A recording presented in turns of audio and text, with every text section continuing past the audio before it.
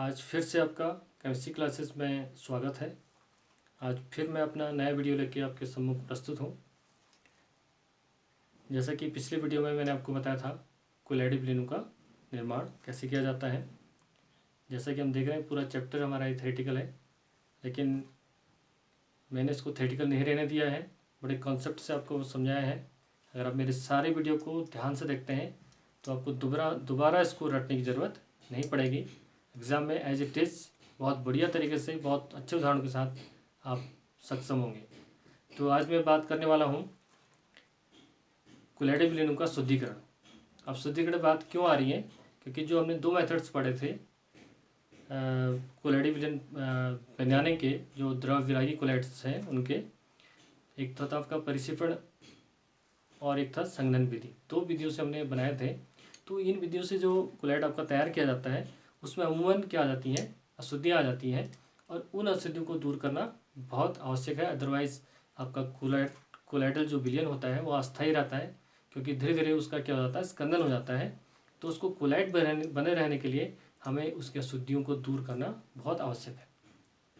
तो उसमें जो अशुद्धियाँ आती हैं, अमूमन जो उसकी अशुद्धियाँ आती हैं उसमें बड़े कण आ जाते हैं, या हम कहते हैं आयनिक अशुद्धियाँ मोस्टली कॉमनली होती हैं। तो आज हम बात करने वाले हैं इसी पर। और जो कोलेडी ब्लेनो का शुद्धिकरण है, तीन मेथड्स हैं जिससे हम इनको क्या कर सकते हैं, शुद्ध कर सकते हैं। पहला मेथड है अपवहन, जिसे बोलते हैं डायलिसिस, और दूसरा है इलेक्ट्रोडायलिसिस मीन्स विद्युत अपवहन इसको कह सकते हैं, और तीसरा है अति सूक्ष्म फिल्ट्रेशन मीन्स अल्ट्रा फिल्ट्रेशन। बहुत महत्वपूर्ण है तीनों, और एग्जाम में शॉर्ट नोट 1 मार्क्स में कॉमनली पूछा जाता है, और यह कंपटीशन में भी इसके बहुत सारे उदाहरण आपको देने पड़ सकते हैं। तो आज हम बात करते हैं इस टॉपिक पे कोलेडी ब्लेनो का शुद्धिकरण।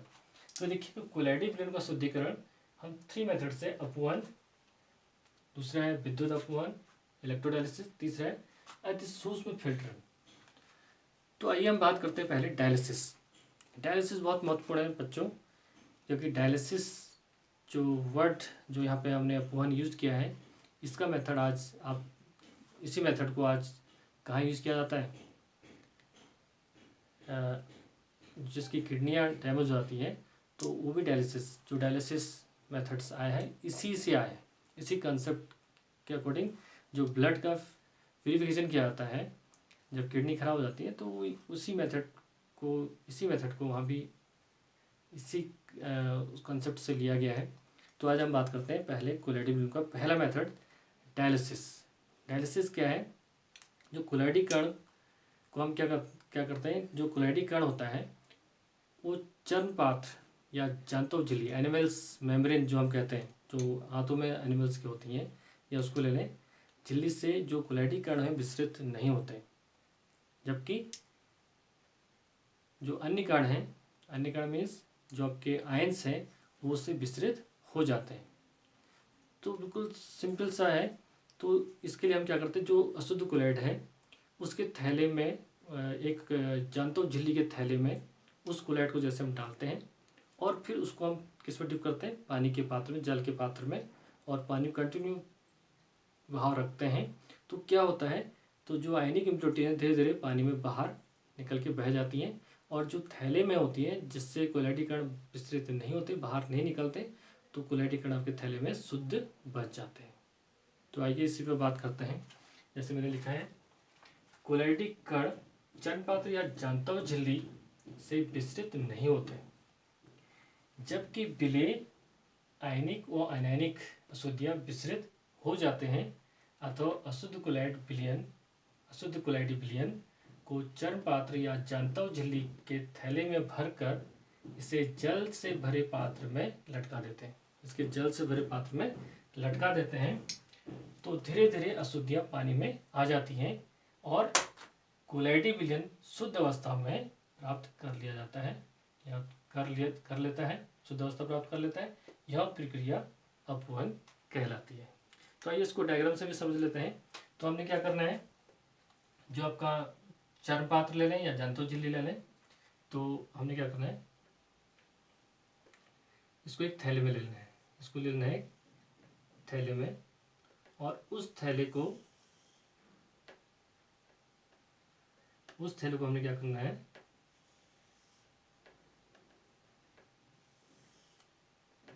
उस थैले को हमने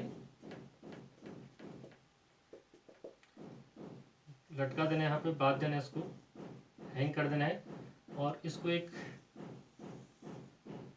इस तरीके से जल के पात्र में, यहाँ से एक जगह से हम क्या दिखाएंगे, यहाँ से जल का एंट्री, यहाँ से जल भरते हैं और एक जगह से क्या दिखाते हैं, इसकी निकासी जल,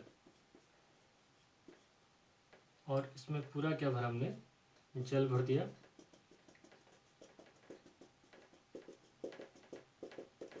जल भर दिया तो जो इसमें अशुद्धियां होती हैं, अब ये अशुद्धियां धीरे धीरे कहाँ जाती हैं, बाहर आती हैं, पहले बाहर आती हैं और फिर कहाँ को निकल जाती है, पानी के साथ बह जाती है। तो इस तरीके से हम दिखा सकते हैं इसको। तो ये हो गया आपका डायलिसिस। ये क्या हो गया आपका, डायलिसिस। तो इसमें क्या है, अशुद्ध कोलाइट,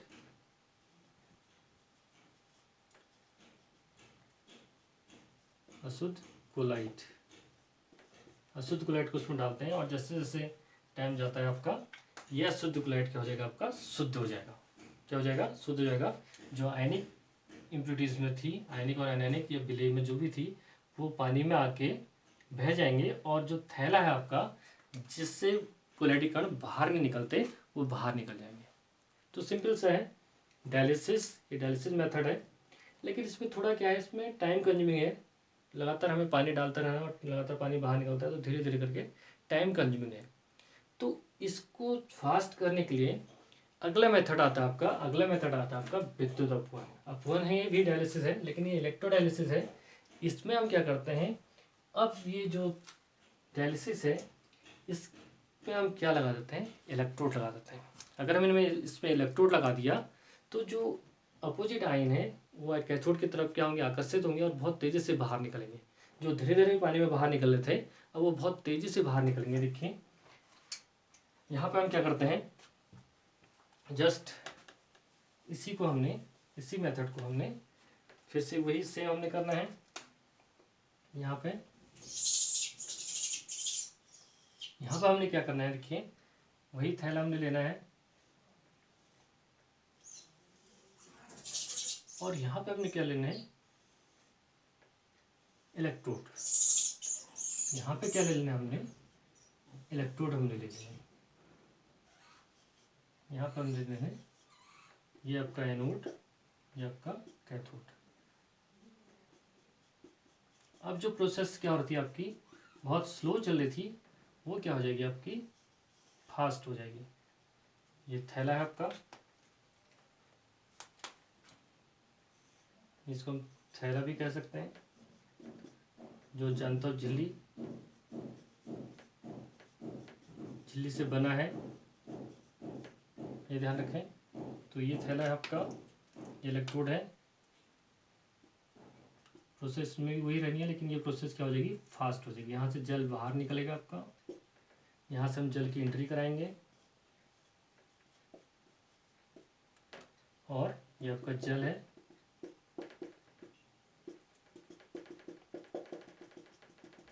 अब जो पानी जो स्लो, जो आयंस बाहर स्लो निकले थे, अब क्या निकलेंगे, फास्ट निकलेंगे। अब क्या निकलेंगे, आपके फास्ट निकलेंगे। तो ये हमें ध्यान रखना है। इसमें अब क्या होंगे, बहुत फास्ट आयन बाहर निकलेंगे और पानी से बह के बाहर निकल जाएंगे। ये आपका एनोड और ये आपका कैथोड। ये इलेक्ट्रोड हमने ले लिए और इलेक्ट्रोड लेने से ये प्रोसेस क्या होगी, आपकी फास्ट होगी। बाकी ये आपका थैला जो है, ये थैला वही है आपका पार्चमेंट पेपर का, चर्म पात्र का या जंतु झिल्ली का। तो यहाँ पे ये प्रोसेस क्या होगी, आपकी फास्ट होगी। इलेक्ट्रोड लगाने से क्या होगी, फास्ट होगी। आइए इसकी थ्योरी का भी देख लेते हैं। इसका प्रयोग अपवहन को जल्दी करने के लिए किया जाता है, मीन्स इलेक्ट्रोडायलिसिस का।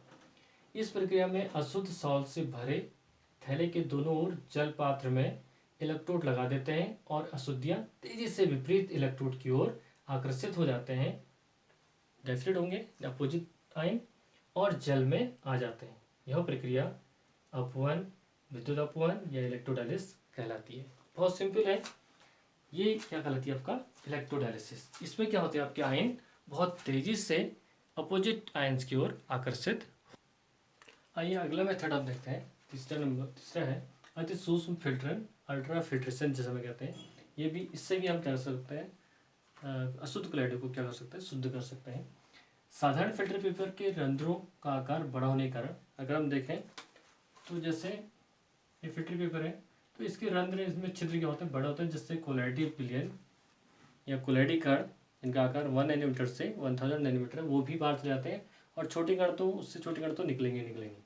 तो इस फिल्टर पेपर को हमने क्या बनाना है, अल्ट्रा फिल्टर पेपर बनाना है। अल्ट्रा फिल्टर पेपर होता है जिससे क्या होगा, कोलाइडी कण बाहर नहीं निकलेंगे लेकिन जो उसकी अशुद्धियाँ वो बाहर निकल जाएंगी। तो कोलाइडी कण थोड़ा बड़े होते हैं अशुद्धियों से, इसलिए अल्ट्रा फिल्टर से वो बाहर नहीं निकलेंगे। तो जैसे कि यहाँ पर लिखा है, साधारण फिल्टर पेपर के रंध्रों का आकार बड़ा होने के कारण इसमें सभी अशुद्धियाँ व कोलाइडी कण विस्तृत हो जाते हैं। तो इसमें सारे कण या कोलाइडी कण सारे विस्तृत हो जाते हैं। यदि साधारण फिल्टर पेपर को, ये ध्यान रखने वाली बात है, जिलेटिन या कोलोडियन, जिलेटिन या कोलोडियन के लेप क्या इसके विलयन में डुबो कर सुखा देते हैं। तो यह जिलेटिन में हम क्या करेंगे, जो फिल्टर पेपर है उसको जिलेटिन में डुबो कर सुखा देंगे या कोलिडियन में डुबो कर सुखा देंगे, और सुखाने के बाद वो क्या बन जाता है आपका अल्ट्रा फिल्टर पेपर बन जाता है, जिससे कोलाइडी कण बाहर नहीं निकल जाता। कुल मिला के उसके रंध्र जो होते हैं छोटे हो जाते हैं, उनके छिद्र क्या हो जाते हैं, छोटे हो जाते हैं। सुखा लेते हैं तो अब फिल्टर पेपर के रंध्रों का आकार छोटा हो जाता है, जिससे अशुद्धियों के कण या आयन विस्तृत हो जाते हैं, पर कोलाइडी कण विस्तृत नहीं होते हैं। इसे अति सूक्ष्म फिल्टर कहते हैं। जो कोलिडियन है, कोलिडियन क्या है आपका, सेल्यूलोज नाइट्रेट या ईथर में 4% विलयन होता है। जो आपका कोलिडियन है ये आपको ध्यान रखना है, जिसे हम कोलिडियन कह रहे हैं, ये क्या आपका सेल्यूलोज नाइट्रेट या ईथर में 4% या नाइट्रो सेल्यूलोज इथाइल अल्कोहल के साथ वो भी आपका कोलिडियन होता है, या ईथर में 4% विलयन भी क्या कहते हैं, कोलिडियन कहते हैं। तो या कोलिडियन में डुबो के और या जिलेटिन में डुबो के फिल्टर पेपर को सुखाने के बाद वो अल्ट्रा फिल्टर पेपर बन जाता है। मीन्स जिसमें कोलाइडी कण पार नहीं होते, उसमें जो छोटे कण हैं, जो आयनिक हैं, अशुद्धियाँ, वो पार हो जाते हैं, विस्तृत हो जाते हैं, लेकिन कोलाइडी कण विस्तृत नहीं होते हैं। तो ये 3 मेथड्स जनरली एग्जाम में पूछा जाता है। तो आशा करता हूँ बिल्कुल बाय कंसेप्ट आपको बाय हार्ट ऐसी याद हो जाएगा, और ऐसी याद होना भी चाहिए। इसको दोबारा आपको रटने की बिल्कुल ज़रूरत नहीं पड़नी चाहिए। तो आशा करता हूँ ये 3 मेथड्स आपको समझ में आया होगा। तो समझ में आया, अच्छा लगे तो लाइक करिए, शेयर करिए, और मेरे अगर नए वॉच करने वाले हैं तो मेरी वीडियो को नए वॉच करने वाले हैं तो ज़रूर सब्सक्राइब करिए। आने वाले दिनों में मैं सारे वीडियो 1 बाय 1 आपको प्रोवाइड कराने वाला हूँ। आज के लिए इतना काफ़ी है। Thank you very much.